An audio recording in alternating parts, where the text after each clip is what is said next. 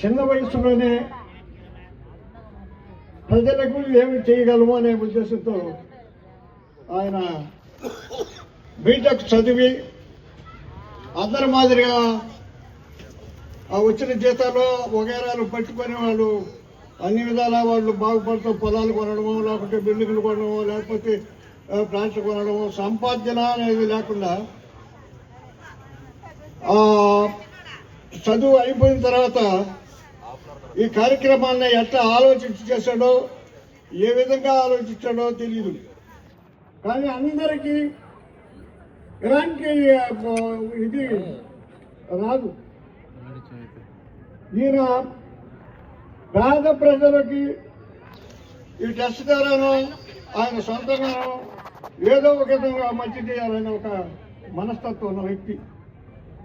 కాబట్టి ఆయన మనుబోలు గ్రామంలో పుట్టాడు అని అంటే ఆయన వాళ్ళ తల్లిగారి ఊరు మనుబోలు. ఆ విధంగా వాళ్ళ తండ్రి గారు అయిన ఇంజనీరింగ్గా ఉండి ఆయన ఇంజనీర్గా పనిచేస్తున్నాడు. వాళ్ళ ఇంటికి కూడా నేను 1-2 సార్లు పోయాను. కానీ వాళ్ళిద్దరు ఏమంటారంటే ఈ కార్యక్రమాలతో ఈ విధంగా తిరిగి ఖర్చు పెడుతున్నాడు అన్న, ఈయనేదో సంపద అనేది చూసుకోకుండాను అని చెప్పి కూడా అన్నారు పాప. కానీ శ్రీనాథ్ రెడ్డి మాత్రం మనుబోలులో పుట్టినారు, ఈ గ్రామంలో ఏదో ఒక మంచి చేయాలనే ఉద్దేశంతో మనుబోలుకు వచ్చాడు.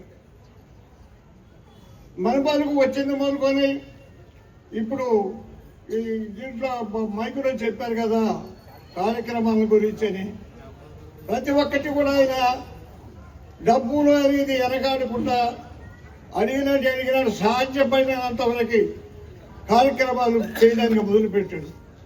కానీ ఈయన పుట్టినరోజు శుభాకాంక్షలు తెలుసుకుంటూ ఈరోజు ఆయన పుట్టినరోజు. ఇదివరకు 6 సంవత్సరాల ముందు అక్కడ ఉద్యోగం చేసే దగ్గర చేసుకున్నాడు. కొన్ని దినాలు ఇక్కడ దాదాపుగా 3 సంవత్సరాల నుంచి నాకు తెలుసు. ఈ విధంగా ఇదే రోజు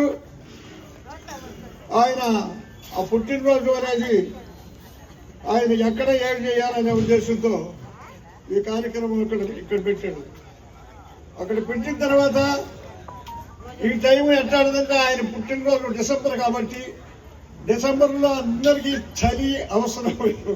చలికి దుప్పట్లు వయసు పెంచిన వాళ్ళు అందరూ కూడా పూర్తిగా కొనుక్కోవడానికి ఇది ఉందో లేదో కానీ వాళ్ళ కోసం శ్రీనాథ్ రెడ్డి మంచి పథకాన్ని ఏర్పాటు చేశాడు. అదేవిధంగా ఇవ దుప్పట్లు కూడా నేను చూశాను. ఒక్కొక్క దుప్పట్లు 3 నుంచి 400 రూపాయలు చేస్తుంది. దాదాపు 3 లక్షలు 4 లక్షల రూపాయలుగా ఆ దుప్పట్ల వరకే ఖర్చు పెట్టి ఈ పేదవాళ్ళకి ఈ చలికాలము ఆ దుప్పట్లు కప్పుకుంటే శ్రీనాథ్ రెడ్డి కరెక్ట్గా అందరికీ కనిపిస్తాడని చెప్పి అనుకుంటున్నాను నేను. అదేవిధంగా మంచి వ్యక్తి, భగవంతుడు వాళ్ళ తల్లిదండ్రులు వచ్చిన ఆ పుణ్యఫలం వల్ల ఆయన పుట్టాడు. ప్రతి ఒక్కరు కూడా ఇప్పుడు ఈరోజు చెప్పారు ఉద్యోగ రీత్యా అందరికీ సాయం చేశాడని. ఉద్యోగం అంటే అది ఊరికే రాదు. ఆ చదువుకున్న వాళ్ళు తర్వాత ఏంటంటే ఆ రోజుల్లో చదువుకున్న వాళ్ళు తప్పు